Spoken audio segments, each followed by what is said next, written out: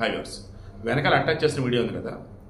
కేరళలో కన్నూరు జిల్లాలో పల్లికెర అని చెప్పేసి ఒక గ్రామం.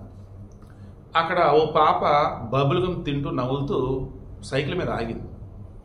ఈ పక్క కొంతమంది కుర్రాళ్ళు ఉన్నారు, వెనకాల చూస్తున్నారు కదా మీరు. అదే ఈలోపు ఆ పాపకి బబుల్ గమ్ వచ్చేసి గొంతుకు అడ్డుపడింది. పాప మింగింది తెలియక.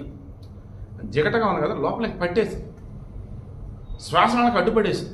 ఊపిరి ఆటలా పిల్లకి ఇంకేం చేయాలి తెలియట్లా. తెలివికి ఇంకేం చేసిందంటే ఆ పక్కన ఉన్న దగ్గర సైకిల్ పట్టుకెళ్ళి ఆపి ఊపిరాట్లా చెప్పేసింది. ఇక అప్పుడు వాళ్ళకి అర్థమైపోయి ఆ పిల్లని ఇంకా గట్టిగా హగ్ చేసుకుని వెనక నుంచి ఇట్లా పైకి ఇట్లా ఒత్తుతారన్నమాట. ఇక్కడ పొట్ట దగ్గర నుంచి పైకి ఇట్లా దాన్ని ఇంకా రావటం అండ్ ఒంగోబెట్టి తడుతాం. ఇలా చేసి మొత్తానికి ఆ పిల్లని బతికించాం. వీడియోకి ఇంటేషన్ క్యాట్ సస్పించాలని ఇస్తున్నాను. నేను గతంలో కూడా చెప్పా, బబుల్ గమ్ కానీ చూవింగ్ గమ్ కానీ బబుల్ గమ్ కానీ ఆ జిగట తాలూకు పదార్థం అనేది ఏదైతే ఉందో దయచేసి పిల్లలు అలవాటు చేయొద్దు. పెద్దవారు సైతం మీరు కూడా మ్యాక్సిమం దాని జోలికి పోవద్దు.